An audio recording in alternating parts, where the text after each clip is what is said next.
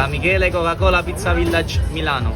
Allora, questa pizza si chiama Coast to Coast. Abbiamo due ingredienti chiavi della costiera sorrentina e della costiera amalfitana. Abbiamo una crema alla nerano di base, fior di latte d'Agerola e tonno di cheddar.